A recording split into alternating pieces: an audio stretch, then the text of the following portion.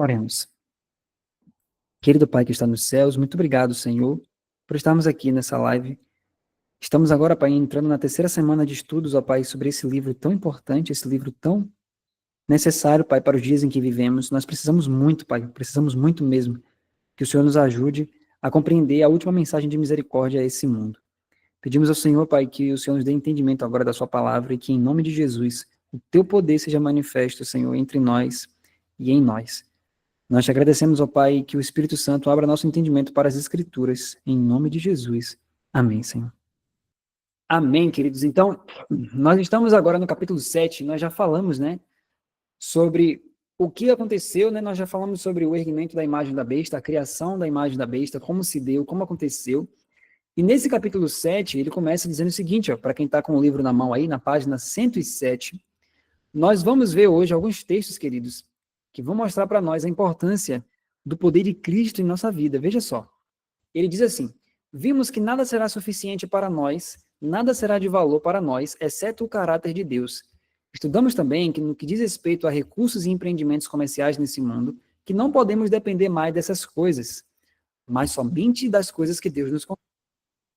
Vimos que não podemos contar mais nem com a própria vida. A única coisa que vai nos satisfazer, a única coisa de que podemos depender, a única coisa que suprirá nossas necessidades, as necessidades de um povo que permanecerá fiel ao Senhor, é aquela vida que é melhor do que esta, ou seja, a vida eterna, a vida de Deus. Então, veja, ele disse, olha, nós já vimos que a imagem da besta foi formada em 1892, nós já vimos que os últimos acontecimentos já estão diante de nós, e a nossa parte agora é pregar a mensagem do terceiro anjo, porque logo depois que essa mensagem for pregada, então, as cenas finais vão se decorrer muito rápido. Veja que nós já vimos, inclusive ontem, que os juízos de Deus, as pragas de Deus já estavam caindo em alguns lugares, mesmo com Jesus dentro do santuário, né? Nós vimos isso, na verdade, no capítulo 6, na semana passada, quando a gente estudou. Então, diante disso, ele diz, então digo antes de tudo que nada poderá nos suster senão o poder de Deus. E onde podemos encontrar o poder de Deus? Em Jesus Cristo. Cristo é o poder de Deus e a sabedoria de Deus. 1 Coríntios 1, 24. É isso que ele é. Onde podemos encontrar o caráter de Deus? Em Cristo. Onde encontramos todas as coisas, as grandiosas coisas de Deus? Em Cristo. Vamos olhar aqui rapidinho um verso nas Escrituras para você perceber isso de forma mais clara. Se você tiver com a sua Bíblia aí, veja o livro de Colossenses, capítulo 2. Nós vamos ver algo aqui muito maravilhoso. Veja só, Colossenses 2. Nós vamos perceber algumas coisas aqui em relação a Cristo. E aí você pode se perguntar, como pregar a última mensagem de misericórdia a este mundo? Você vê, por exemplo, hoje que no mundo são milhões de muçulmanos, nós temos muitos judeus que não creem nem em Jesus Cristo, nós temos pessoas, né, que adoram deuses infindáveis aí, tem todo tipo de deus no mundo. Mas como é que a gente vai pregar a mensagem do terceiro anjo para essas pessoas? Como que a gente vai fazer isso? Como que a gente vai alcançar hoje, né, as outras denominações, por exemplo? Como que elas vão entender que a mensagem do terceiro anjo é a mensagem, né, para esses últimos dias? Veja só, primeiro, queridos, a primeira coisa, vamos ver aqui Colossenses capítulo 2. Vamos ler aqui no verso 1 a 3, diz assim, ó, porque quero que saibais, Colossenses 2, porque quero que saibais quão grande combate tenho por vós, e pelos que estão em Laodiceia, e por quantos não viram meu rosto em carne, para que seus corações sejam consolados e estejam unidos em amor, e em todas as riquezas da plena certeza da inteligência, para conhecimento do mistério de Deus e Pai e de Cristo, em quem estão escondidos todos os tesouros da sabedoria e do conhecimento. Então, olha o que a Bíblia está dizendo, então, em Colossenses 2, verso 3, que em Cristo estão todos os tesouros da sabedoria e do conhecimento. Agora, a pergunta é, o que quando uma pessoa tem sabedoria, o que ela recebe? Porque veja que a Bíblia fala que em Cristo estão todos os tesouros da sabedoria. Agora, quais são esses tesouros, né? Quando uma pessoa encontra sabedoria, o que essa pessoa recebe, né? O que ela ganha em troca da sabedoria? Vamos ver, por exemplo, alguns detalhes aqui, para a gente ver aqui no livro de Provérbios. Vamos ver aqui Provérbios, você pode abrir aí rapidinho. Provérbios, capítulo 3. No verso 1, diz assim, ó, filho meu, não te esqueças da minha lei, e o teu coração guarde os meus mandamentos. Veja, no verso 2 ele fala assim, ó, porque eles aumentarão os teus dias e te acrescentarão anos de vida e paz. Então, primeiro ponto aqui, Veja que Deus fala assim, ó, meu filho, não esqueça da minha lei, e o teu coração guarde os meus mandamentos. Só que para guardar os mandamentos e para conhecer a lei de Deus, o salmista fala assim, ó, Senhor, desvenda os meus olhos para que eu possa contemplar e enxergar as maravilhas da tua lei. Então, para você guardar a lei de Deus na sua completude, de fato, guardar toda a lei de Deus, você precisa conhecer a lei de Deus. E você só pode conhecer a lei de Deus em Cristo. Porque Cristo é a lei em carne, né? Cristo é a pedra viva que a Bíblia fala. Então, para você conhecer verdadeiramente a lei, para você saber de fato o que é a lei, para viver essa lei, você precisa de Cristo. É em Cristo que estão escondidas todas essas coisas. E quando você começa a encontrar as coisas que estão escondidas em Cristo, uma das coisas que vai acontecer no verso 2, ó, eles aumentarão os teus dias e te acrescentarão anos de vida e paz. Olha só no verso 6, no verso 7, por exemplo, ele fala assim, ó, não sejas sábio aos teus próprios olhos, teme ao Senhor e aparta-te do mal. Então, o que a Bíblia está dizendo? Não se ache sábio demais, no sentido de, muitas pessoas estudam muitas coisas, né? Muitas pessoas estudam, passam horas estudando, noites inteiras ali, estudando química, física, biologia, enfim, né? Várias coisas, filosofia, sociologia, elas estudam tudo isso e muitas vezes elas pensam que elas podem julgar as situações pelo conhecimento que ela tem, acadêmico. E não é assim, queridos. A vida, de fato, a verdadeira sabedoria, o verdadeiro entendimento, a verdadeira inteligência, ela vem de Cristo. Ela vem de Deus. E é essa sabedoria que, de fato, ela restaura a vida. Veja só que se a Bíblia fala que se nós temermos ao Senhor, que é o princípio da sabedoria, e nós tivermos essa sabedoria de fato, olha o que acontece também conosco no verso 8, isto será saúde para o teu âmago e medula para os teus ossos. Olha só, a verdadeira sabedoria bíblica, ela traz saúde. É um conhecimento que não é inútil, não é um conhecimento que você toma ali, né, e de repente ele só fica no seu intelecto. Não, a sabedoria de Cristo, ela traz saúde para quem possui. Percebe? Então isso é muito importante. A verdadeira pregação do evangelho, ela traz saúde, porque a palavra é curativa. A palavra cura. Percebe? Então isso é muito importante. Então, veja só, ele diz então, onde é que está o poder de Deus? Em Cristo. Cristo é o poder de Deus e a sabedoria de Deus. Então tudo que nós precisamos conhecer de Deus está em Cristo. E essas bênçãos, essas dádivas estão todas escondidas. Você percebe então que tudo está na pessoa de Cristo? O poder está em Cristo, a sabedoria está em Cristo. Então nós precisamos diariamente de conhecer mais a Cristo, de nos aprofundar em Cristo Jesus. Olha só, agora que a gente está entendendo isso, aí ele fala uma coisa que é fantástica. Ele vai dizer assim, ó, então, o que mais temos a pregar ao mundo além de Cristo? De que podemos depender senão de Cristo? O que é a mensagem do terceiro anjo, então, senão Cristo? Cristo, o poder de Deus. Cristo, as insondáveis riquezas de Deus. Cristo, a justiça de Deus. Cristo, a vida de Deus. Cristo é Deus. Essa é a mensagem que devemos pregar agora ao mundo. Não concordam? Do que o mundo precisa, então? De Cristo. Eles precisam de alguma outra coisa? Não. Será que existe algo mais? Não. Porquanto nele, em Cristo, habita corporalmente toda a plenitude da divindade. Aqui, queridos, tem uma coisa que é muito importante a gente falar. Tem um livro que a gente publicou aqui recentemente, que o nome do livro é Trazendo a Mensagem do Advento ao Mundo, de Jones também. Esse livro ele fala coisas assim maravilhosas. Ele vai dizer o seguinte, ó, que quando a gente fala assim que nós devemos pregar Cristo e somente Cristo, não está dizendo com isso que as doutrinas bíblicas devem estar de fora. O que ele está querendo dizer é que nós devemos apresentar as doutrinas de tal forma que Cristo fique tão evidente que as pessoas só consigam enxergar Cristo naquela mensagem. Então, por exemplo, né, eu não posso chegar hoje e dizer assim, não, a mensagem é só Cristo, então eu só vou falar da pessoa de Cristo, não quero falar outro assunto que está na Bíblia. Não, não é isso que ele está dizendo.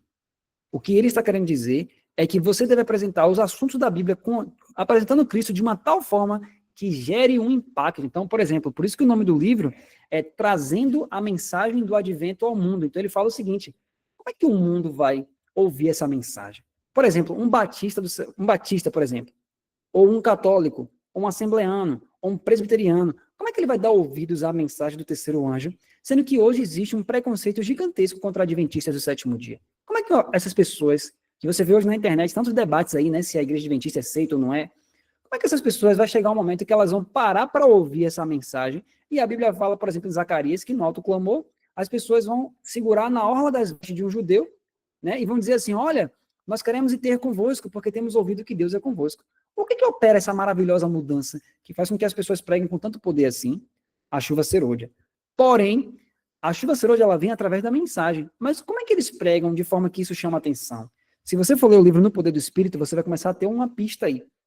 No livro No Poder do Espírito, você vai perceber que Prescott, por exemplo, ele falou sobre os 10 mandamentos, ele falou sobre a lei de Deus, ele falou sobre a controvérsia entre sábado e domingo, mas quando Prescott pregava, Ellen White registra isso, o filho dela também registra, que Prescott pregava esses assuntos de uma forma que trazia Cristo de forma tão evidente nesses assuntos, que era impossível rejeitar esses assuntos. Porque quando as pessoas ouviam a mensagem, elas ficavam maravilhadas. Tem até um relato, né, que fala no livro de dois homens assim que estavam passando, e eles souberam que estava tendo uma programação de adventistas no local, né? Aí eles ficaram meio assim, mas a gente vai entrar só para ouvir lei, Moisés e pedras. Quando chegaram lá, eles realmente, assim, eles ficaram meio relutantes em entrar, mas entraram. Chegou lá, Prescott pregou o quê? Prescott pregou lei, Prescott pregou Moisés, Prescott pregou os mandamentos.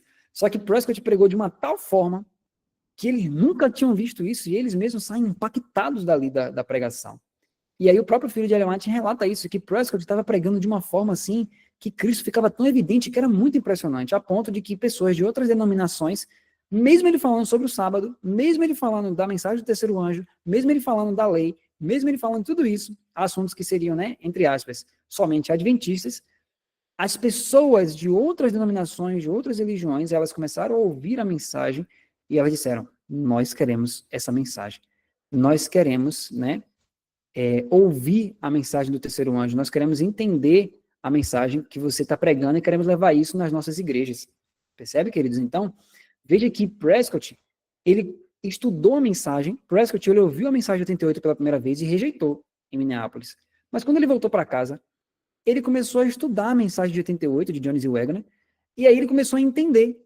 E quando ele começou a pregar isso, né, por exemplo, 7 anos depois que ele pregou isso, nessa tenda, nessa campal, Ellen White estava lá, e ela fala muitas coisas sobre essas pregações. Ela fala que realmente Prescott recebeu a visita pessoal de Jesus ali, que Jesus explicou, percebe? Então, o que é isso? Essas histórias que eu acabei de contar, tá num livro chamado No Poder do Espírito, é vendido pela Editora dos Pioneiros. E ali, o livro No Poder do Espírito são as palestras do Prescott, onde ele pregou essa mensagem e era voltado para as pessoas de fora da denominação. Então, ou seja, o que nós precisamos compreender? Precisamos começar a enxergar Cristo.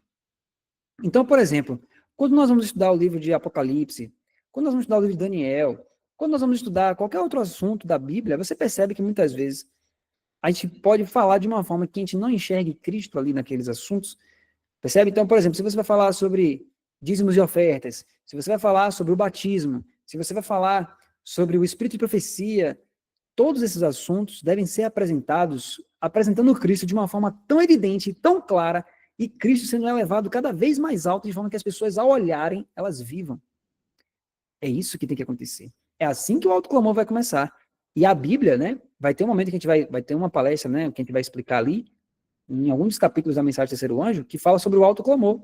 E no autoclamor, queridos, os presidentes das nações vão tapar suas bocas quando eles ouvirem essa mensagem. Porque vai ser algo tão poderoso que eles vão parar para ouvir também. Isso é incrível. Entende? Então, o poder que está reservado para aqueles que se consagrarem, para aqueles que estudarem a mensagem do terceiro anjo, que realmente viverem de toda a palavra de Deus, como nós estamos estudando aqui, né?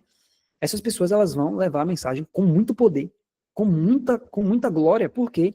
Porque Cristo habita neles e eles conhecem tanto a palavra de Deus, eles vivem tanto essa palavra, e quando eles pregam, quando eles falam, há um impacto muito grande.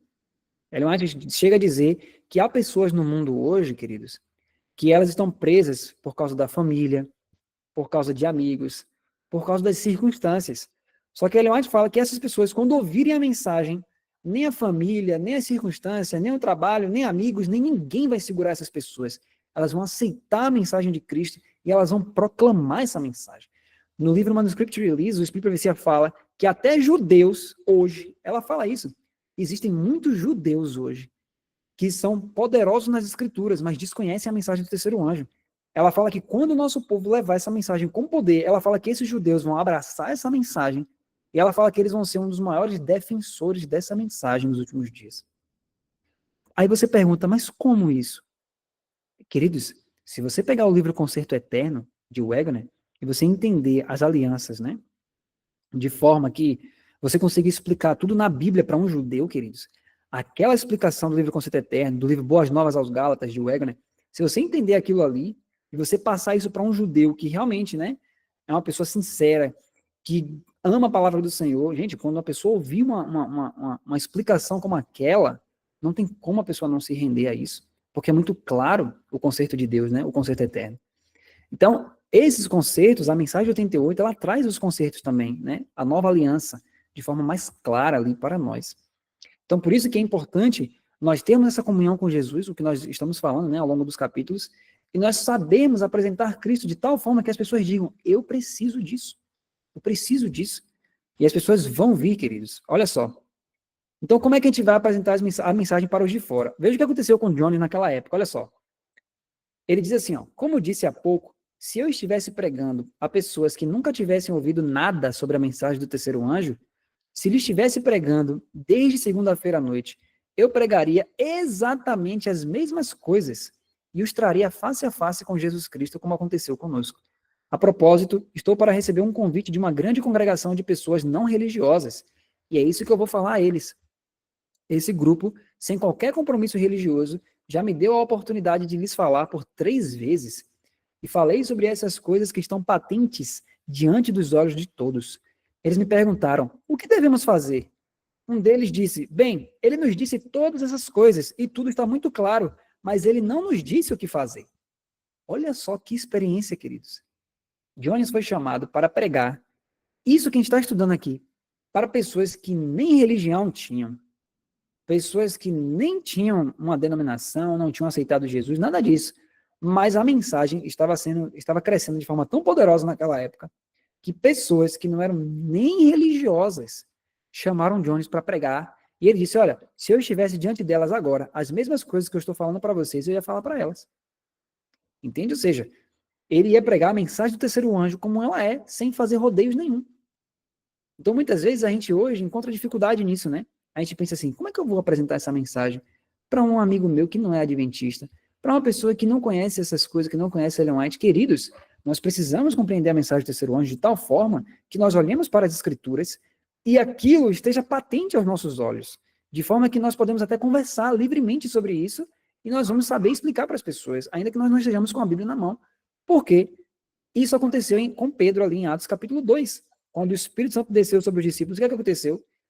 Quando veio o vento impetuoso, né, e veemente ali, que as pessoas se ajuntaram, Pedro estava pronto, porque ele estava estudando, ele vinha estudando. Quando o Espírito Santo, né, tomou posse da mente dele ali, ele falou de todos aqueles versos e ele encadeou tudo aquilo ali diante de todo mundo ali. Ele não conseguia, ele não teve tempo para voltar e ir lá fazer um estudo correndo ali, porque tinha muita gente pedindo estudo, ele não sabia como passar. Não. Ele já vinha se preparando, o Espírito Santo vinha colocando no coração dele, e quando chegou o momento certo, que Deus abriu a oportunidade, ele falou para várias pessoas, e várias pessoas foram tocadas pelo Espírito Santo, né? E cerca de 3.000 homens se converteram em um dia só. É isso que precisa acontecer comigo e com você. Talvez hoje Deus não te chamou ainda para pregar para várias pessoas, porque Deus sabe que você não teria a ferramenta necessária para alcançar essas pessoas. Qual é a ferramenta? A Bíblia na mente, o estudo da palavra. Ainda que você diga assim, mas eu não consigo decorar os versos. Mas você não consegue decorar, mas o entendimento você pode ter, porque esse entendimento Jesus prometeu. Ele disse que faria isso. Percebe, queridos? Então, nós precisamos disso hoje. Nós precisamos nos consagrar para que quando Deus achar por bem, que nós levemos essa mensagem até para pessoas que não são da mesma fé que nós, as pessoas ouçam e digam, eu preciso ouvir mais sobre essas coisas. No livro Trazendo a Mensagem do Advento ao Mundo, ele fala isso, ele fala, por exemplo, como é que você vai alcançar um batista? Por exemplo, o batista, ele vai crer ali na doutrina do batismo por imersão. Um exemplo, né? Já tem outras denominações que pregam o batismo por aspersão, mas a gente sabe que, biblicamente, o batismo correto é por imersão. Mas digamos que você vai conversar com uma pessoa da igreja batista sobre esse assunto. É um assunto normal, que ele já crê. Mas aí o livro, Trazendo a Mensagem do Advento ao Mundo, ele fala que nós devemos ser pessoas tais que quando nós falarmos dos assuntos que eles já creem, eles vejam uma profundidade, uma intensidade, uma coisa tão grande, tão imensa, que eles digam, como é possível isso? Eu já creio nessas coisas, mas eu nunca ouvi essas coisas que você está falando. E aí isso, queridos, ele fala que isso vai gerar no coração deles o intenso anseio de estudar mais, de querer mais. Agora imagine se nós formos negligentes no estudo da palavra, e a gente vai chegar para pessoas de outros lugares, de outras religiões, e a gente vai citar um Salmo 91, a gente não vai nem lembrar direito, peraí, Salmo 23, Salmo 91, deitar-me faz em verdes pastos, a sombra do Onipotente descansará. Imagine se for assim, queridos. A pessoa não vai ver firmeza em Cristo Jesus, ela não vai ver, de fato, uma pessoa que está comendo e bebendo da palavra de Deus. Então, é isso que nós somos chamados. Você pode dizer, mas eu não consigo. Louvado seja Deus, porque nunca foi sobre nós, é sempre sobre Cristo. Então, o que nós precisamos? Buscar Cristo em sua palavra, estudar a palavra de Deus de tal forma, e ler o Espírito e Profecia, essas mensagens que estamos estudando, para que fique tão claro em nossa mente, por meio do Espírito Santo, que o próprio Espírito Santo ele possa usar a nossa mente, nossa capacidade intelectual, para levar a mensagem de uma forma que o mundo seja impactado, porque pare para pensar, quando você olha hoje para a quantidade de adventistas no mundo, e para a quantidade de pessoas que conhecem a mensagem de 88, e para a quantidade de pessoas que não são nem cristãs no mundo, você começa a perceber que só um poder extraordinário para finalizar essa mensagem, queridos, que nós temos. A mensagem do terceiro anjo. Mas o Espírito de Profecia fala que a mensagem do terceiro anjo ela vai soar de uma extremidade à outra. A mensagem vai soar. Servos de Deus vão, Ellen White fala que vão com seus rostos iluminados, pregando essa mensagem. E as pessoas vão ouvir. Agora, se nós formos negligentes com a mensagem de 88, com a mensagem de 1888, a mensagem da justificação pela fé, se nós formos negligentes em estudar essa mensagem, em ler esses livros, em estudar essas coisas, será que nós faremos parte do autoclamor? Não, nós não faremos parte do autoclamor. Então Deus tem feito esse chamado para mim. Deus tem feito esse chamado para você. Então, veja que agora, nesse momento aqui do livro, ele fala que as pessoas disseram assim, olha, você nos falou as coisas, você está nos explicando, mas o que é que nós temos que fazer? Agora, olha essa coisa, é incrível essa citação, olha só. Quando chegar o momento, minha intenção é lhes dizer o que devem fazer, ou seja, para aqueles que eram de fora, né, que chamaram ele. Quero colocar diante deles exatamente o que apresentei a vocês. Em outras palavras, vou lhes dizer que se eles vão se opor a esse movimento de união entre igreja e Estado, eles precisam colocar de lado qualquer ideia de dependência de coisas dessa terra, e que eles precisam renunciar a todo pensamento de ter riquezas ou posse de qualquer espécie, e a todo pensamento relacionado com a preservação dessa vida. E eles vão perceber a situação. Vou lhes dizer que eles não podem se dar ao luxo de fazer isso, a menos que tenham algo melhor. E esse algo melhor é a pessoa de Jesus Cristo, e que eles devem tê-lo. Caso contrário, não poderão de forma alguma subsistir. Agora, olha esse final. Ora, irmãos, o mundo está pronto a ouvir a mensagem quando nós a recebermos. O mundo está pronto para ouvi-la, e eles a ouvirão. Queridos, sabe o que isso significa? O problema não está na quantidade de muçulmanos no mundo. Não. O problema não está em que milhões de pessoas nunca ouviram falar de Jesus. Não, o problema não está aí. O problema é que Jesus Cristo enviou a última mensagem da justiça de Cristo, a última mensagem de misericórdia a esse mundo. Jesus enviou para a igreja em 1888 e até hoje, Satanás tem conseguido conservar essa mensagem afastada desse povo. Muitos adventistas nunca ouviram falar em 1888, em Jones e Wagner, na mensagem da justiça de Cristo. Então, por isso que a luz não tem sido levada ao mundo. Olha quanta dificuldade a gente encontra até hoje, né, para levar essa mensagem. Agora, quando a mensagem da justiça de Cristo está começando a ser estudada, começando a ser entendida, quando a gente está realmente tendo comunhão com Jesus Cristo de uma forma que o mundo nunca viu, porque se nós vamos passar por um tempo de angústia como nunca houve, precisamos ser cristãos como nunca houveram também. Vocês entendem isso? Então, isso, para que nós sejamos pessoas que, quando nós abrimos a boca, as pessoas vão ficar maravilhadas como era com Jesus, pessoas que nunca ouviram falar do adventismo do sétimo dia, para isso nós temos que ter o próprio Jesus habitando em nós. Porque aí, quando nós estivermos cheios da palavra, né, pregando a mensagem, nós vamos falar da palavra de tal forma, com tanta naturalidade, encaixando os versos bíblicos, que as pessoas vão olhar e vão dizer, eu necessito disso hoje. E elas vão querer Jesus Cristo. Porque na palavra há poder. E no livro Vivendo pela Fé, fala que um cristão cheio do Espírito Santo é um cristão que é cheio da palavra, queridos. Não tem como ser cheio do Espírito Santo se você não é cheio da palavra. Então, se você tem orado a Deus, Senhor, me enche do Espírito Santo, me batiza com o Espírito Santo, eu quero ser cheio do Espírito, mas se você não tem dado chance e tempo para a palavra, você não vai ser cheio do Espírito Santo. Porque o Espírito de Profecia fala que nós temos que orar, nós temos que viver de acordo com as nossas orações. Então é assim que nós somos cheios do Espírito Santo. Quando nós nos enchemos da palavra de tal forma que as pessoas elas vão olhar e dizer, nós queremos isso. Nós queremos ir ter convosco.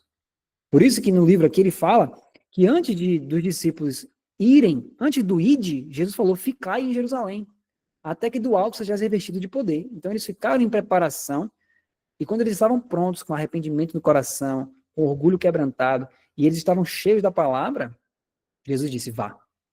E quando eles foram, queridos, veja que eram pessoas de várias nacionalidades ali, se reuniram em um lugar só, o próprio Deus fez a obra, e aí os discípulos só precisavam pregar. E quando eles pregaram, milhares de almas se converteram a Jesus. E isso, né, nesse capítulo, se você estudar todo lá, você vai ver que ele fala que isso foi a chuva temporã. E a Bíblia fala que essa chuva veio moderada. Ou seja, é como se fosse assim, ó, aquela chuva do Espírito Santo que caiu sobre os discípulos veio moderada, ela veio como se fosse um chuvisco. Agora imagine, um chuvisco já fez tudo que fez no livro de Atos. Só que se você for ler o livro Spalding and Magen Collection, de Ellen White, é a coleção Spalding and Magen, logo no início do livro fala que a chuva serôdia virá com 10 vezes mais poder do que desceu sobre os discípulos no Pentecoste. Então o poder que Deus reservou para essa última geração, queridos, não é brincadeira. Vai ser um poder que, de fato, vai impactar o mundo inteiro. As pessoas vão ouvir essa mensagem. Agora, eu e você estamos tendo a oportunidade de estudar essas mensagens. Nós estamos tendo a oportunidade de entender com tranquilidade. Observe, queridos, pense na situação do brasileiro, por exemplo. Você está aqui no Brasil, você está assistindo essa live, não tem tanques de guerra que a qualquer momento podem detonar sua casa. Não tem bombas atômicas que você está ali, né? Ali com medo, tremente, pensando que pode cair uma bomba ali na sua casa. Você não está vivendo em Tel Aviv, por exemplo. Você não está vivendo agora na faixa de Gaza, onde pessoas estão agora nas suas casas nesse momento, mas não sabem se vão acordar amanhã. Por quê? Porque elas estão num limite ali entre territórios que são, né, motivos de ambição. E ali há guerras dia e noite, dia e noite, dia e noite. Apesar de nós sabermos que vivemos em guerra espiritual, mas aqui no Brasil, Deus tem dado para nós um privilégio que nós só poderemos entender na eternidade, que é nós termos tempo de paz ainda na nossa nação. Por misericórdia, Deus tem feito isso, mas isso está acabando, queridos. Se você observar a movimentação que está acontecendo, Estados Unidos, Brasil, observe que os países que têm mais adventistas e onde as mensagens estão mais sendo proclamadas, que é Estados Unidos e Brasil, olha o que Satanás está montando, o cenário que ele está montando. Olha essa situação que está acontecendo nos Estados Unidos, querendo interferir nas coisas do Brasil. Olha as coisas, olha o cenário como está se montando, queridos. Essas coisas têm que falar alguma coisa para nós. Então, é como se Deus estivesse dizendo, olha, o tempo de graça que eu estou dando para vocês no Brasil, esse tempo de paz, para vocês estudarem a mensagem, para vocês se prepararem, está acabando. Entende? Então, nós não teremos mais tanto tempo de paz assim, tanta prosperidade assim na nossa nação. Para o povo de Deus, está sendo dado um tempo de graça. Nós temos tempo, queridos, para ler esses livros, para estudar essas coisas. Agora, o fato de termos tempo vai pesar para nós no juízo. Porque Jesus vai dizer, o que você fez com o tempo que eu lhe dei? Então, muitos de nós não podemos mais, queridos, perder tempo com rede social, ficar vendo a vida dos outros na internet. Não. Já é tempo de consagração, já passou esse tempo, na verdade. Já está acabando esse tempo. É tempo de buscar Cristo, queridos. É tempo de Joel capítulo 2, esse capítulo vai dizer isso. O que Joel 2 fala? Sai o noivo e a noiva da sua recâmara. É tempo de consagração. Ele fala até as crianças, chama as crianças para consagração. Então, Deus fala, chama a criança, chama o ancião, chama o noivo, chama a noiva, chama o povo. Então, Deus está dizendo assim, ó, todo mundo que teria aí motivo para dizer que não tem tempo, Deus diz, chama todo mundo. Então, Deus fala, chama a criança. Ah, mas a criança não vai entender. Deus diz, não, chama a criança para consagração, porque eu vou fazer uma obra no... O noivo e a noiva, lembra que Jesus fala no evangelho, que ele fala assim, que muitos são chamados, mas uns dizem assim, não, Senhor, eu acabei de me casar, não tenho tempo não. Jesus fala, não, venha vocês também, venha para a consagração, deixa isso para depois. Ou seja, é tempo de consagração, queridos. Porque muitos de nós, cada um de nós, vamos ter muitas vezes desculpas. Ah, mas é meu trabalho. Ah, mas é minha família. Ah, mas é meu emprego. Ah, mas é isso. Ah, mas é aquilo outro. E o tempo vai passando. E o tempo vai passando. E aí muitas vezes nós dizemos a Deus que nós não temos tempo, mas quando Deus for computar as redes sociais, imagine só que peso não vai ser no juízo, queridos. Ellen White fala que tem um anjo só para isso. Você já leu isso? Ellen White fala que tem um anjo que está sentado com uma balança só medindo o tempo de cada um de nós, principalmente dos jovens, ela fala. E ela fala que o anjo coloca as bolas de um lado E ela fala que as bolas que são de um lado é o tempo que as pessoas passam com as coisas desse mundo, as preocupações da vida, né? Tudo isso. E ela fala que o anjo fica sentado olhando ali, ó, e colocando as bolas de um lado. Aí ela viu o anjo pegar o tempo que a pessoa passa com Deus. E ele colocou do outro lado da balança. Ellen White fala que ficou levinho, levinho. Então, ou seja, na visão, o anjo primeiro colocou o tempo que a pessoa passa com Deus. A balança pendeu um pouquinho só. Quando ela fala que o anjo colocou o peso das coisas do mundo, a balança desceu de vez e as bolas saíram rolando. Ou seja, a pessoa tinha tempo para tudo, menos para Cristo. Aí o anjo pergunta assim, ó, podem porventura estes entrar no céu? Aí ele fala, não, nunca, jamais. Olha só, queridos. Ele diz, não, nunca, jamais. Então, se nem no céu a pessoa vai entrar, essa pessoa pode participar do alto clamor, queridos? Essa pessoa pode receber a chuva serôdia? Não, nunca, jamais. A chuva serôdia não vai cair sobre ninguém de forma acidental. Você tá ali no meio do nada assistindo um filme, puf, recebeu a chuva serôdia. Não, bora desligar o filme, bora pregar esse evangelho agora com poder e grande glória. Isso não vai acontecer, queridos. Isso não existe. Nunca existiu e nunca vai existir. Percebe, queridos? Então, o que nós precisamos compreender é que Cristo, ele está chamando cada um de nós a uma consagração como o mundo nunca viu. É isso que ele espera de mim e de você. É isso que ele tem ansiado há centenas de anos em nossa igreja. É isso que ele está querendo, queridos. Então, nós precisamos, pela graça de Jesus, tomar essa decisão mais uma vez. É uma decisão diária. Então, é isso que nós precisamos. Então, veja só. Olha só. Nos testemunhos especiais, numa mensagem dirigida aos irmãos em posições de responsabilidade, na página 15, lemos. Então, ele vai ler agora um texto de Ellen White. Ele diz assim, ó, enquanto vocês sustentam firmemente a bandeira da verdade, proclamando a lei de Deus, que cada alma se lembre que a fé de Jesus está conectada aos mandamentos de Deus. O terceiro anjo é representado como voando pelo meio do céu, simbolizando a obra daqueles que proclamaram as mensagens do primeiro, segundo e terceiro anjos. Todas formam uma unidade inseparável. Hoje nós não vamos falar sobre a fé de Jesus em si, né? Nós vamos ter um estudo específico sobre isso. Mas veja que a mensagem é a fé de Jesus e os mandamentos de Deus. As pessoas precisam conhecer a fé de Jesus, ou seja, a fé que Cristo estabeleceu aqui na Terra, a fé que Cristo teve. Então, por exemplo, né, só para a gente comentar, a gente não vai entrar nesse detalhe, mas se você pegar o Desejado de Todas as Nações, capítulo 35, você vai ver ali a fé de Jesus em prática. Então, por exemplo, quando Jesus estava no mar, nós vamos falar sobre isso no futuro. Quando Jesus esteve no mar ali, que ele deu aquela ordem, cala-te e aquieta-te, muitas pessoas olham para aquela situação ali como se ele fizesse aquilo, porque ele era Deus e tinha poder para fazer aquilo. Mas Ellen White fala que esse poder de Deus, sim, de fato, Cristo é Deus, mas ele não usou essa prerrogativa para fazer aquilo no mar. Então, o que Cristo fez? Cristo, ela fala que quando ele estava dormindo ali na popa do barco, Ellen White fala que ele não estava dormindo, descansando no fato de ele ser Deus e no poder que ele poderia exercer para mandar o mar parar. Ela fala que Cristo estava descansando na confiança do Pai. Porque ela fala que o poder dele próprio, ele deixou no céu, ele não podia usar, ele não tinha como usar, para estabelecer para ele mesmo, então ele não podia fazer isso. Então ela fala que ele dormiu confiando que o Pai ia proteger ele, porque tem vários versos no Antigo Testamento falando sobre isso, que Deus está acima do mar, quando as águas rugem, Deus está acima das águas, que quando passares pelas águas serei contigo, então Jesus acreditava nisso, então ele dormiu.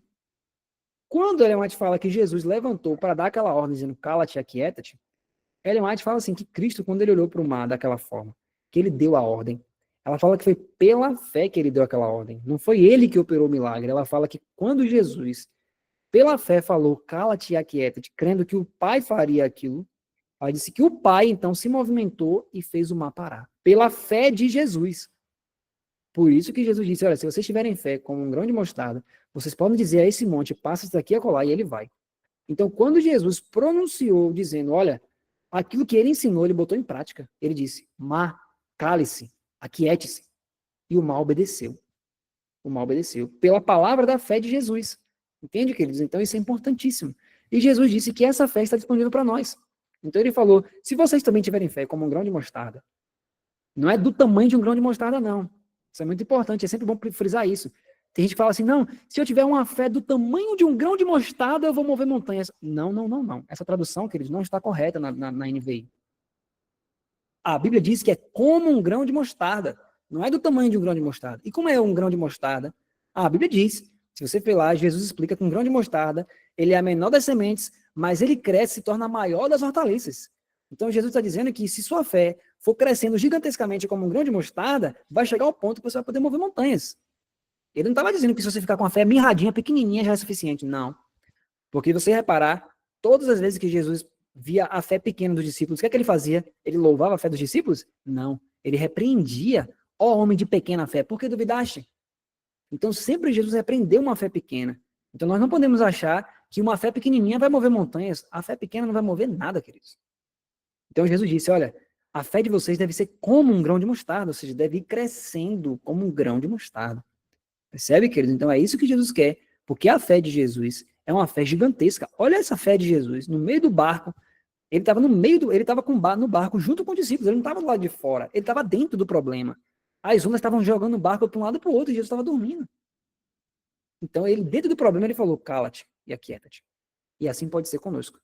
Percebe? Então, por isso que nós temos que pregar a fé de Jesus também para as pessoas, não só os mandamentos. Essa é a mensagem do terceiro anjo, né? Então veja só, aqui na continuação ele fala assim, ó, nós já mencionamos uma ou duas vezes a igreja judaica como ilustração da situação em que nos encontramos. Constatamos que essa igreja deu as costas para Deus e se uniu a César, a fim de tirar Cristo do caminho deles e executar o seu propósito com relação a ele. Então, o Senhor chamou para que saísse daquela igreja e nação todos que estavam dispostos a lhe obedecer e servir antes que a nação fosse destruída. E ele realizou aquela obra por meio dos poucos discípulos que creram em Jesus quando ele ascendeu ao céu. Quanto poder estava mobilizado contra eles e a mensagem que deveriam pregar? Todo o poder do mundo, pois a igreja de Deus, a professa igreja de Deus, toda a nação haviam se unido a César, cujo poder se estendia por todo o mundo. Todo o poder do mundo estava confederado contra eles. Olha só, isso aqui é muito sério.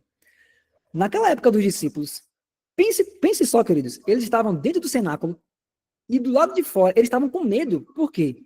O Senhor deles tinha sido crucificado. Roma estava no auge. Eles estavam pensando que, se crucificaram o nosso Senhor, eles vão matar a gente também. Aí você tinha Roma, que era o mundo inteiro naquela época, Roma dominava o mundo inteiro conhecido. Tinha a igreja judaica, que a nação judaica toda se uniu a César, então não tinha ninguém que era a favor de Cristo. Então imagina, eles pensavam assim, gente, e agora o que a gente vai fazer? Mataram Jesus e a gente está aqui dentro. Quando a gente abrir essa porta, que a gente sair na rua, eles vão matar a gente, eles vão acabar com a gente, ninguém vai querer nem ouvir a gente. Qual foi a resposta de Deus para isso? O derramamento do Espírito Santo. E aí, quando o Espírito Santo foi derramado sobre eles, o que aconteceu? Uma mudança neles.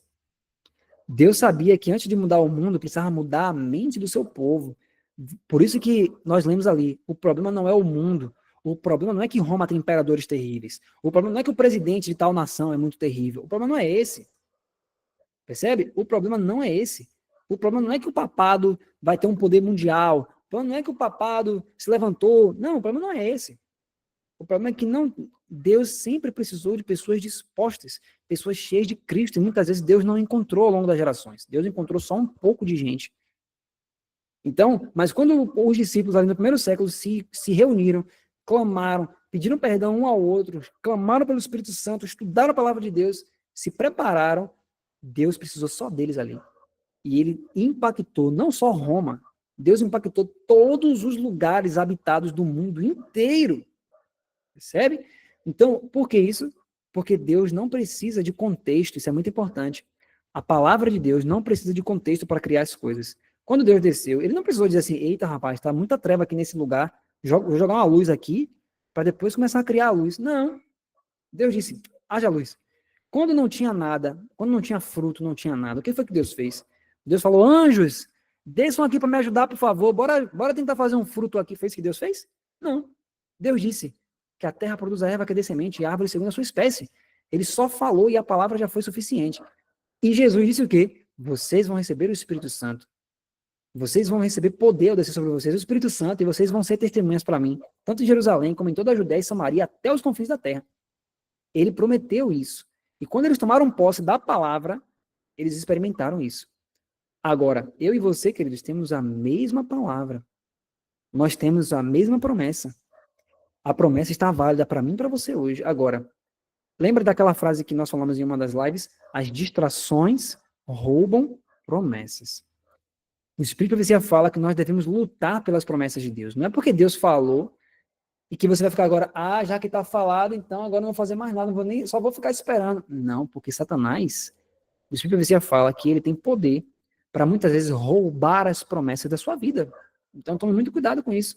Se você for negligente espiritualmente, se você for negligente, Satanás ele vai conseguir tirar de você bênçãos que eram para você. Inclusive no livro Grande Conflito, se não me engano, agora na página 595, ela fala que há coisas que Deus sabe que nós precisamos, mas dentro do grande conflito, ele só vai dar se nós pedirmos. Aí você pensa, mas por que ele vai fazer isso se ele sabe que a gente precisa? Mas sabe por quê, queridos?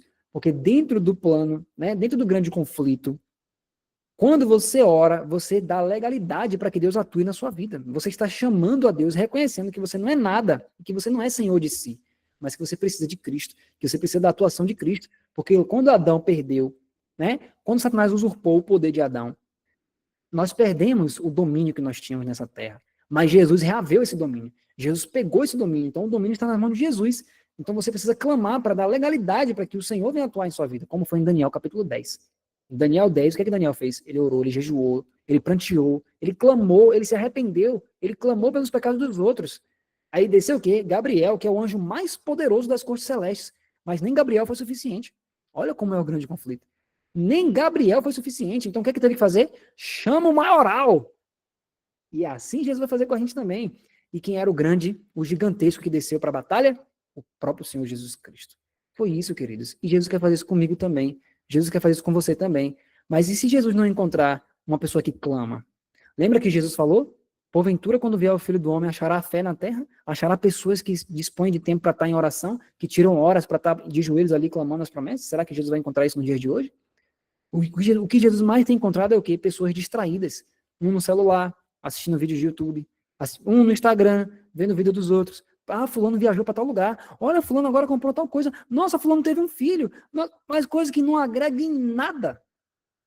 Nada, absolutamente nada. Percebe? Então, Jesus precisa de pessoas que estão dispostas a pagar o preço. E qual é o preço? Jesus diz, renuncie a tudo quanto tem e me siga. O que ele está dizendo com isso? Renuncie seus prazeres. Renuncie às coisas que estão fazendo você se afastar de Cristo. Ele fala assim, ó, tudo que afasta de Deus a alma é um ídolo, deve ser abandonado. Então, se o celular, se a rede social está lhe afastando de Deus, seu celular está sendo seu ídolo. Se afaste dele. Percebe? Então isso é muito importante, queridos. Isso é muito importante. É assim que nós vamos nos preparar para a mensagem do terceiro anjo. Então, olha só. Deixa eu passar aqui. Olha só. Bem, não muito tempo antes disso, cerca de 12 dias ou 2 semanas antes de Jesus proferir essas palavras, ou seja, quando Jesus disse que eles seriam batizados com o Espírito Santo e pregariam com poder, Pedro ficou com medo diante de uma moça e chegou a negar que conhecia Cristo. A moça começou a dizer, eu vi você com aquele galileu. Aí Pedro, não, você não viu, eu não conheço esse homem. Ele se aproximou do fogo e ela conseguiu vê-lo melhor e disse, você é um deles. Não sou, nunca o conheci. Então, para provar isso, ele praguejou e jurou. Será que ele estava preparado para enfrentar todo o poder do mundo? Não. Antes de enfrentar o mundo, ele precisava ter contato mais íntimo com um tipo de vida e com algo que o deixaria destemido diante das acusações da moça, não concordam? Queridos, isso é uma das coisas que mais traz esperança para aqueles que estão com medo, né? Em relação a se a porta da graça fechar em breve, né? Se a gente vai estar pronto ou não. Queridos, 12 dias antes, olha que coisa interessante. 12 dias antes de começar a acontecer toda aquela movimentação da Pentecostes, Pedro estava negando Jesus, espraguejando e jurando contra Jesus.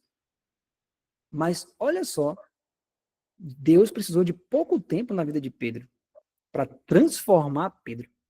E olha só o que Jesus usou, um olhar. Com um olhar, Jesus começou uma obra que culminou naquele Pedro que em poucos dias estava ali diante de uma multidão pregando a mensagem com poder e grande glória. Você percebe que Deus não precisa de muito tempo? Isso que é maravilhoso. É isso que a mensagem do terceiro anjo fala, queridos. Nós precisamos de um caráter que vai subsistir um tempo de angústia como nunca houve. E muitas pessoas, ao verem, né, as mensagens de Deus pelos últimos dias, elas ficam desesperadas.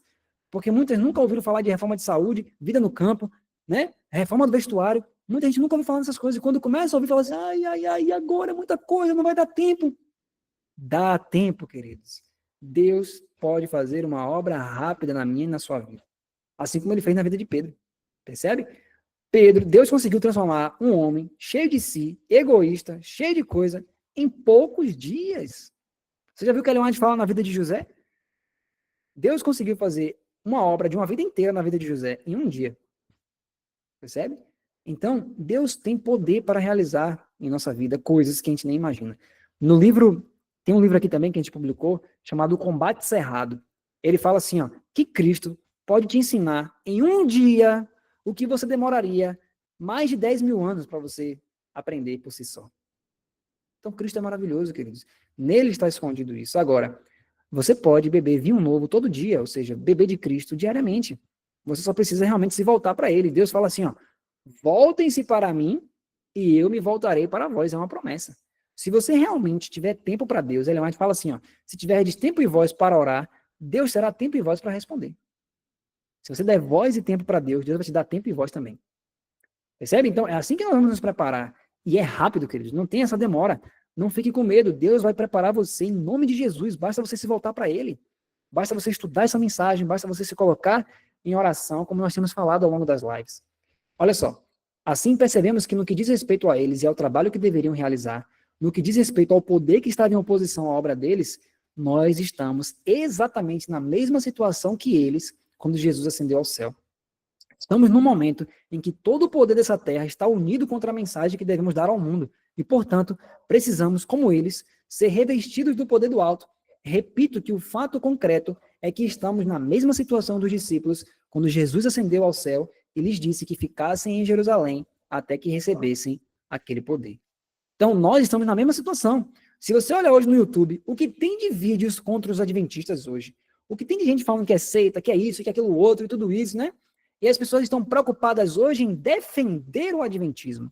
Não, queridos, nós temos que estar preocupados em entender a mensagem do terceiro anjo, porque quando nós pregarmos, olha o que aconteceu em Atos capítulo 4, por exemplo, quando Pedro e João estavam indo para o templo ali, que houve a cura daquele homem ali, quando os judeus, que eram controversistas, que eram contra a mensagem deles, viram eles, a Bíblia fala que eles próprios reconheceram que eles haviam estado com Jesus, porque eles viram autoridade, eles viram um poder que eles não tinham na mensagem deles.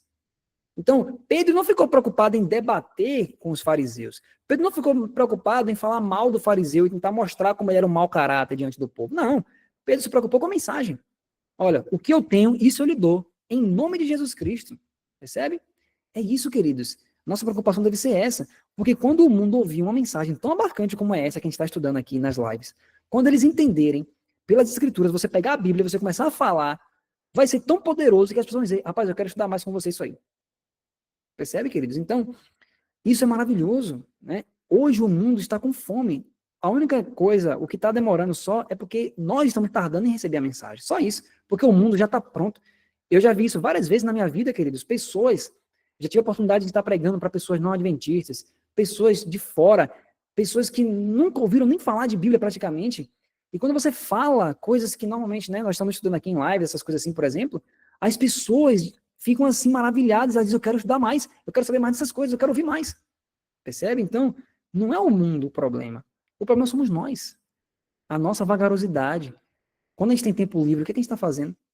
Muitas vezes a gente vai fazer o quê? Ah, vou fazer isso aqui, vou viajar, vou para tal lugar, vou fazer isso, aquilo, outro, espalhar a cabeça, né? Não, nós precisamos agora se voltar para o Senhor Jesus, dizer, Senhor Jesus, já entendi que o tempo acabou, Senhor Jesus. Já entendi que já era para eu estar entendendo isso aqui tudo já há muitos anos, Senhor Jesus. Já perdi muito tempo, Senhor. Não me deixe mais, Senhor, ser escravo do meu próprio desejo, do meu próprio pensamento. Não, eu quero Cristo. Eu quero entender Cristo, eu quero pregar Cristo, a mensagem do terceiro anjo, as 3 mensagens angélicas. Queridos, nós podemos hoje ser adventistas que nem sabem quais são as 3 mensagens angélicas. Você já parou para pensar nisso? Então, é isso que nós estamos estudando aqui. A mensagem do terceiro anjo é o que? A justificação pela fé. Cristo em vós. Mas Cristo em vós envolve tudo isso que temos estudado.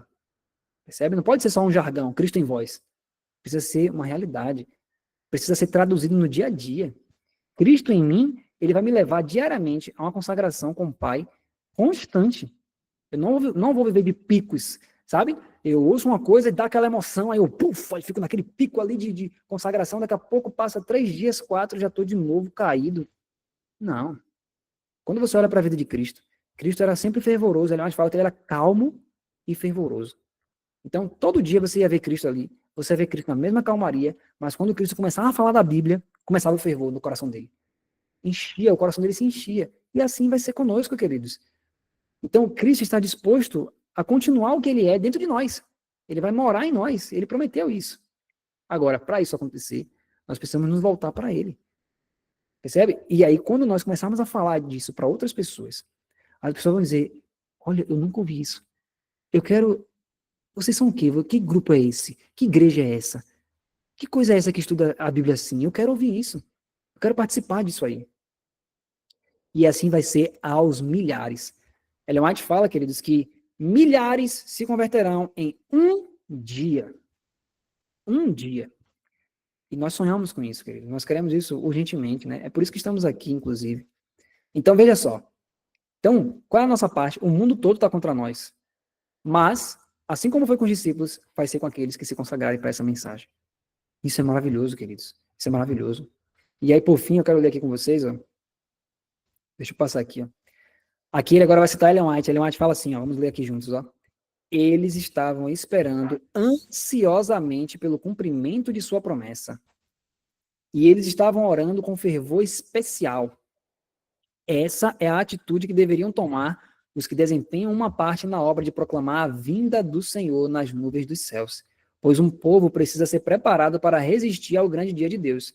Embora Cristo tivesse feito a promessa a seus discípulos de que receberiam o Espírito Santo, esse fato não removia a necessidade de oração. Tá vendo o que Ellen White falou aqui? O fato de Cristo ter falado, a palavra é criativa, isso é verdade. Mas o fato de Deus ter prometido não tira, não remove a necessidade de orar pelo que Deus falou. Lembra lá em Daniel?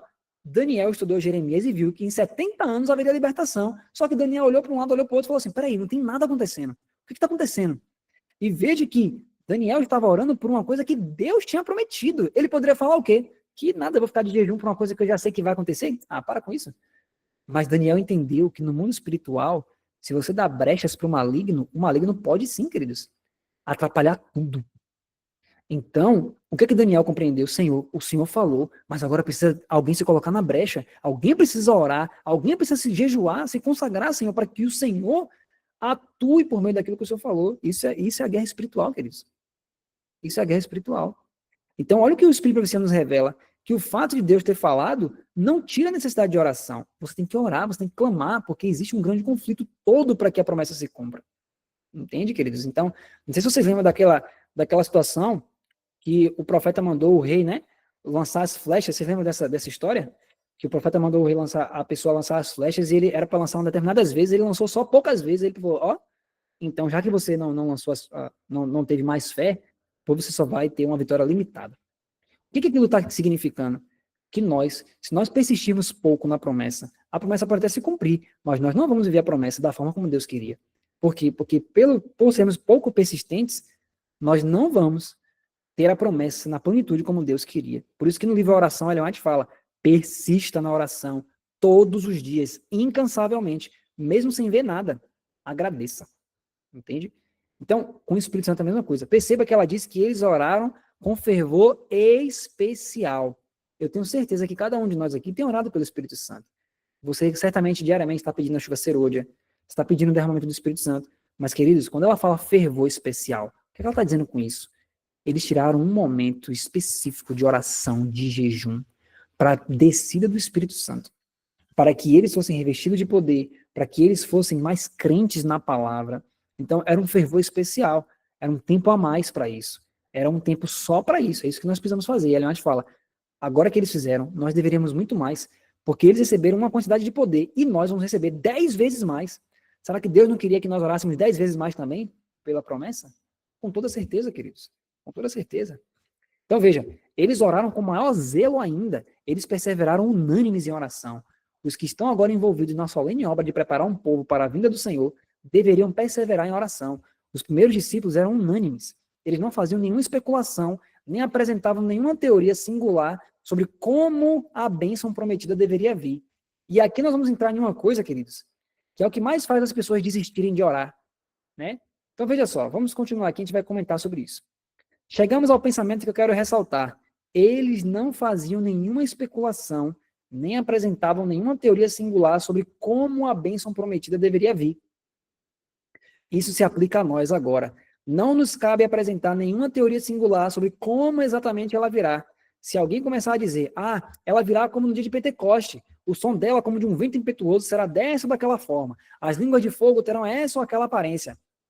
Há o perigo de definir como será e afirmar, é assim que ela virá na próxima vez, e assim eu ficarei sabendo quando ela vier. A pessoa que considerar esse assunto dessa forma, nunca a receberá. Então, muitas vezes, queridos, nós fazemos isso. Nós pedimos as coisas a Deus e a gente quer ditar a forma como deve acontecer. E isso, nós corremos o risco em relação à chuva serôdia. Porque há muitas pessoas que elas criam toda uma teoria, não, vai ser assim, assim, e elas vão meticulosamente dizendo, vai ser assim, assim, assim, assim, assim. E na mente dela tá tudo muito claro. Não. Vai ser assim, ó, a gente vai estar aqui, aí de repente vai vir um vento, ou então vai acontecer alguma coisa e tal. E aí ela fica esperando esses sinais externos para que a chuva venha. Aí ela diz, essa pessoa nunca vai receber a chuva serôdia, e nem vai reconhecer a chuva serôdia, porque Deus não vai, né, se amoldar a métodos humanos. Deus vai fazer de uma forma, né, que ninguém espera. E aí quando, Mensagens Escolhidas volume 2 e volume 3 fala que quando as pessoas começarem, quando a chuva serôdia realmente estiver caindo, Ellen White fala que as pessoas vão dizer assim, ó, tomem cuidado, não vão a extremos. Assim como foi com os discípulos, as pessoas vão estar tão empolgadas com essa mensagem, elas vão estar falando da mensagem 38 com tanto poder, e os próprios irmãos da igreja, você pode ler lá em Mensagens Escolhidas, eles vão dizer assim, ó, tome cuidado, isso é fanatismo, tome cuidado, não vão a extremos, não é bem assim. E aí outros, ela fala que outros, em materiais de 88, Ellen White fala que muitos vão dizer assim, ó, isso não é o Espírito Santo, pois se fosse o Espírito Santo, nós que estamos na obra há tantos anos, nós saberíamos. Ou seja, eles não vão receber o Espírito Santo, perceba que não é por causa de pecados ocultos e secretos. Haverá pessoas que só não vão receber o Espírito Santo por orgulho farisaico, de achar que sabe demais e não se dobrar diante do Senhor para entender que é o Senhor, né? É o Senhor que delimita, não é você nem eu que vamos dizer, ó Senhor, tô orando pela chuva serôdia, mas faz assim, ó, começa a me fazer sentir um vento aí, tocar na minha cabeça, ou então faz uma movimentação poderosa, Senhor, traz um vento poderoso. Não, você não precisa fazer nada disso aí. Sua parte é estar com o coração reto, ele antes vai dizer isso. Nossa parte é estar com o coração reto diante de Deus. E não ficar dizendo aqui, ó, olha só, o que eles precisavam era ter um coração reto diante de Deus. E nada tinham que ver a respeito de como o Senhor cumpriria sua promessa. É exatamente disso que precisamos. E não cabe a nós saber como o Senhor cumprirá sua promessa. Percebe? Então, nós não podemos dizer, o Espírito Santo vai descer assim, assim, assim, senão não é o Espírito Santo. Não. Nossa parte é nos consagrarmos, ter um coração reto. Isso aqui é importante, queridos. Se nós orarmos pelo Espírito Santo, digamos, está lá orando pelo Espírito Santo, orando pela chuva serôdia, pedindo, pedindo, pedindo, mas o seu coração não é reto diante do Senhor, a promessa não vai se cumprir. Porque Salmo 66:18 fala que se eu acalentar a iniquidade no meu coração, o Senhor não me ouvirá, ou seja, o Senhor não me responderá. Deus não vai derramar o Espírito Santo sobre você na plenitude se você estiver com pecados secretos, pecados que você sabe que é pecado, você continua fazendo ali. Deus falando, meu filho, larga isso. Você continua fazendo, não jejua, não ora, não se consagra para tirar isso, para Deus remover isso do seu coração, e aí você está pedindo o Espírito Santo? Não tem como. Não tem como. Nós vimos ontem por quê, né? Porque se Deus responder a sua oração, você vai morrer. Porque a glória que vai descer vai ser tão forte que você não vai suportar. Então o tempo é hoje, queridos. O tempo é para ontem. Percebe? Então esse livro ele é muito maravilhoso porque ele nos chama a atenção. Essa é a mensagem do terceiro anjo. Essa mensagem ela desperta a Laodiceia, queridos. Então olha só. Ele fala assim para a gente fechar. Outro ponto. Eles deviam pregar o quê? O evangelho. E Paulo define o evangelho repetidas vezes como o mistério de Deus que estivera oculto dos séculos das gerações, mas que agora foi manifestado aos seus santos. Eles pregaram esse evangelho, esse mistério de Deus. E qual é o mistério? Cristo em vós, a esperança da glória. Cristo, o poder de Deus e sabedoria de Deus. As insondáveis riquezas de Cristo. Jesus Cristo e este crucificado. O evangelho é isso e nada mais. Eles pregaram o mistério de Deus, Cristo em vós, a esperança da glória. Mas surgiu outro mistério que começou a aparecer enquanto estavam pregando. Esse mistério que deviam pregar estiveram oculto dos séculos das gerações, mas agora era manifestado como nunca antes nesse mundo. Contudo, enquanto pregavam esse mistério, eis que surge a operação de outro mistério, o mistério da iniquidade, que escondeu novamente o mistério de Deus. Então, queridos, naquele período Enquanto o mistério de Deus estava se levantando, Cristo em vós, Cristo no ser humano, pessoas vivendo sem transgredir a lei de Deus, vivendo completamente o caráter de Cristo, enquanto eles pregavam isso, outro mistério passou a surgir, que era o mistério da iniquidade. Se o mistério da piedade é Deus manifesto na carne, ou seja, o próprio Deus vindo habitar na carne humana, o que é o mistério da iniquidade? É o oposto disso. Satanás agora tentando colocar, imprimir o seu caráter nas pessoas. Satanás trazendo, então, influência do seu espírito sobre elas. Então, esse mistério da iniquidade estava operando ali já naquela época. Então, queridos, hoje nós só temos dois mistérios para viver, ou da piedade ou da iniquidade. Nós temos que tomar uma posição, e não existe meio termo.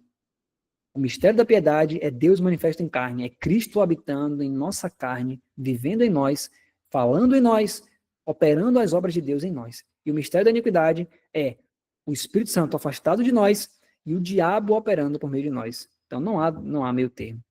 Então o que nós precisamos hoje, né, é olhar para o Senhor e pedir: Senhor, nos ajude. E o último texto que nós vamos ler está na Bíblia, em Joel capítulo 2, porque ele vai falar, o capítulo 7 termina falando sobre Joel capítulo 2. Então nós vamos ler esses versos e nós vamos fechar com esse capítulo. Então se você quiser ler aí junto comigo, vamos ler aqui Joel capítulo 2. Nós vamos ler aqui o finalzinho, ó, verso 15 até o verso 19. Veja só. Tocai a trombeta em Sião, santificai um jejum, convocai uma assembleia solene. É isso que Deus está pedindo para fazer. Congregai o povo, santificai a congregação, ajuntai os anciãos, congregai as crianças e os que mamam. Saia o noivo da sua recâmara e a noiva do seu aposento. Chorem os sacerdotes, ministros do Senhor, entre o alpendre e o altar, e digam: poupa ao teu povo, ó Senhor, e não entregues a tua herança ao opróbrio para que os gentios o dominem, porque diriam entre os povos: onde está o seu Deus?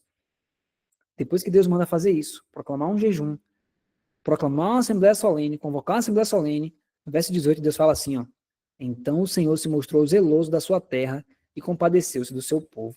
E o Senhor respondendo disse ao seu povo: eis que vos envio o trigo e o mosto e o azeite, e deles sereis fartos, e não vos entregarei mais ao opróbrio entre os gentios. Então ele está dizendo aqui, no final desse capítulo, ele fala que o próprio Deus, quando ele faz esse chamado para mim e para você, Deus sabe que Satanás está devorando tudo no mundo, ele sabe disso, mas ele está chamando o povo dele a santificar um jejum, a congregar os irmãos, a orar pelo Espírito Santo. E ele fala que se houver isso, se houver essa santificação, se houver essa separação para Deus, Deus diz: eis que vos envio o trigo, o azeite e o vinho. O que significa isso? Ele fala no livro: a força de Deus, a alegria do Espírito Santo, o poder de Deus vai descer sobre nós.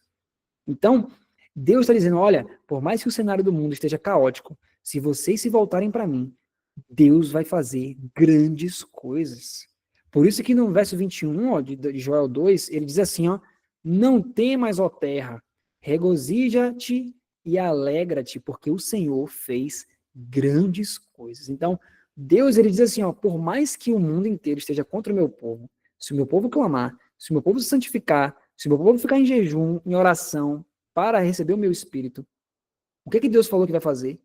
Ele vai fazer grandes coisas na terra. E o que eu achei mais incrível nesse capítulo é que, nesse sermão 7 de Jones, ele termina falando o seguinte, né? Que Satanás, quando ele vê Joel 2 acontecendo, o povo de Deus intercedendo uns pelos outros, orando, se consagrando, jejuando, o povo realmente consagrado, Deus começa a fazer coisas inimagináveis pelo povo dele. Aí Jones fala assim, ó: Satanás vai ver Deus fazendo coisas tão maravilhosas que vai chegar um momento que ele vai perceber que se ele não fizer nada para contrafazer, ele vai perder o mundo inteiro para esse povo. Aí ele fala: é então que Satanás se faz o próprio Cristo. Veja, o poder tão grande. Veja, Satanás hoje tem espiritismo, né? Satanás tem hoje o maometanismo, Satanás tem hoje várias religiões. Só que o autoclamor vai ser tão poderoso que pessoas de todas essas religiões vão começar a ouvir e vai ter um arrevamento muito grande. Aí o que Satanás vai fazer? Ó, por doutrina não dá, porque essa mensagem deles é muito poderosa. Então o que eu vou fazer? Eu vou parecer o próprio Senhor deles. Por isso que ele vai vir como Cristo. Porque por doutrina não tem como. Por ensinamento enganoso não tem como, porque eles estão com a Bíblia ali e eles falam os ensinamentos de forma muito clara. Então as pessoas que creem na imortalidade da alma começam a descrer. As pessoas que creem em heresias começam a descrer. E ele diz, não, esse povo prega, é isso mesmo, a mensagem é essa. Aí Satanás começa a ficar desesperado e fala assim, rapaz, agora o que eu vou fazer? Aí ele próprio diz, eu vou aparecer como Cristo. Essa é o último ato do drama. Por quê? Porque o povo do alto clamor está fazendo com que o mundo vire de cabeça para baixo. Então Satanás fala assim, não, se eu não entrar agora, eu mesmo na peleja, eu vou perder tudo. E aí Satanás entra. Percebe? Como um ato desesperado, como o último ato ali. Porque se ele não fizesse isso, ele ia perder tudo. Entende, queridos? Então, assim, o que nós vemos é, por mais que o mundo esteja na situação que está, Deus reservou um poder com essa mensagem. O poder do alto clamor é tão maravilhoso, é tão profundo, que quando João Batista começou a pregar, e João Batista era um tipo do alto clamor, né? Um tipo da mensagem do alto clamor, em Isaías 40. Quando João Batista começou a pregar, Ellen White fala que Satanás temeu pelo reino dele inteiro. Agora imagine, quando você tiver milhares de João Batistas nesse mundo hoje, pregando essa mesma mensagem, Satanás vai ficar desesperado, queridos. Por isso que Deus fala, não temas, ó terra, porque o Senhor fez grandes coisas. Mas antes de Deus fazer grandes coisas, olha o chamado, consagração, jejum. Qual foi a última vez que você ficou em jejum com um propósito como esse? Com um propósito de conhecer mais o Senhor? Com um propósito de estar ali na presença do Senhor? Qual foi a última vez que você fez isso? Normalmente a gente jejua quando a gente quer o quê? Quando a gente quer alguma grande bênção, né? Quando a gente quer vencer batalhas da nossa própria vida. Mas Deus não quer só isso. Deus quer lhe dar, sim. Deus quer que você jejue para você vencer as batalhas da sua vida. Mas Deus também quer que você faça um jejum em prol de conhecer a Ele, em prol de receber o poder do Espírito Santo. É isso que Deus quer. E se você fizer isso, eu fizer isso, os nossos irmãos fizerem isso, nós nos unirmos nesse propósito, nós vamos ver a mensagem sendo proclamada de uma maneira que nunca foi, queridos. Nem na época deles. Então, que Deus nos abençoe, né? E que esses estudos, queridos, estejam chacoalhando o seu coração em nome de nosso Senhor Jesus Cristo, para que você tenha verdadeiramente agora, né, cada dia que passa, uma consagração muito maior do que você já tinha antes. Com certeza você já é consagrado, eu tenho certeza disso. Mas você está sentindo, você está ouvindo o Espírito Santo falar que é necessário muito mais. Muito mais. Porque a obra a ser feita é muito grande. E eu tenho certeza que o Espírito Santo vai terminar essa obra. Agora a questão é, não é se ele vai terminar ou não, é se eu e você faremos parte. Porque João viu o povo. Deus mostrou, Jesus mostrou para João, João, vai ter esse povo, João. Vai ter esse povo, João. A questão é, agora que a gente já sabe que esse povo vai existir, eu e você faremos parte? É essa que é a questão.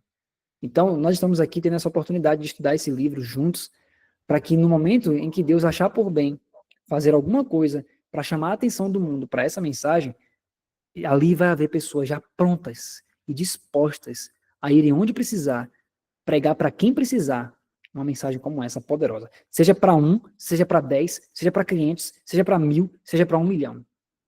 Então, queridos, que em nome de Jesus Deus faça essa obra na sua vida hoje, na minha vida hoje, e que nós sejamos o povo do alto clamor, em nome de nosso Senhor Jesus Cristo. Amém, queridos? Pela graça do nosso Senhor Jesus, amanhã nós estudaremos o capítulo 8, né, desse livro. Nós estamos, né, agora chegando efetivamente às partes do livro onde ele realmente começa a explicar de fato, né, todos esses assuntos ali da mensagem do terceiro anjo nas escrituras, e que o Espírito Santo dê cada vez mais discernimento para nós, para que estejamos com a mensagem toda certinha em nossa mente, para que Deus opere em nós e através de nós. Em nome de Jesus. Vamos orar, queridos, então? Quem puder se colocar de joelhos, vamos fazer uma oração juntos. Querido Pai Celeste, nós te agradecemos, Senhor, porque o Senhor está fazendo um chamado muito poderoso a cada alma, Pai, que se dispõe a ouvir a mensagem do terceiro anjo. Pai querido, o Senhor, Pai, no início só tinha 12, mas foi suficiente, Senhor, para a obra avançar e depois vir milhares e milhares e milhares e milhares e milhares. Assim, hoje também, Pai, o Senhor não precisa de muito. O Senhor não precisa de números, Pai amado. Nada é para te ajudar, Pai, seja os que são fortes, seja os que não têm nenhuma força. O Senhor também, Pai, como disse Jonatas na Bíblia, que para o Senhor, Pai, não faz diferença livrar com muitos ou livrar com poucos.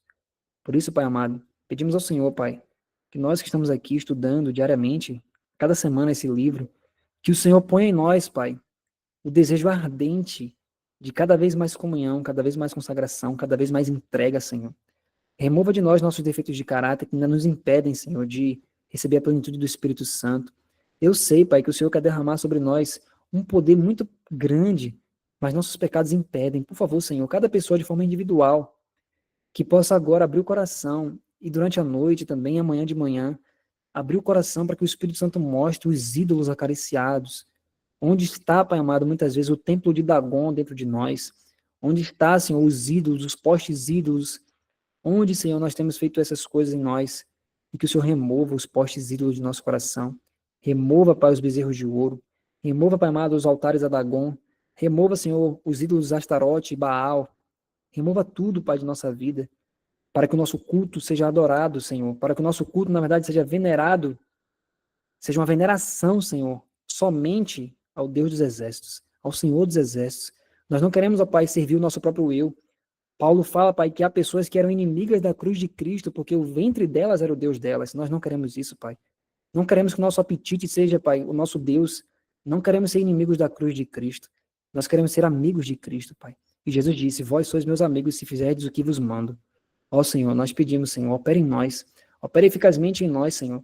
Queremos fazer parte do povo do alto clamor. João viu esse povo, nós queremos fazer parte desse povo.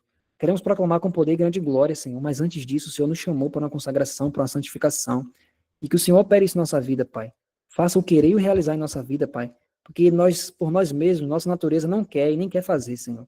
Então, que o Senhor opere em nós. E nós te agradecemos porque o Senhor ouviu nossa oração. E que em nome de Jesus, Pai, cada dia mais o fervor em nosso coração aumente, de forma, Pai, que quando o mundo contemplar em nós o poder de sua santa palavra, milhares se convertem em apenas um dia.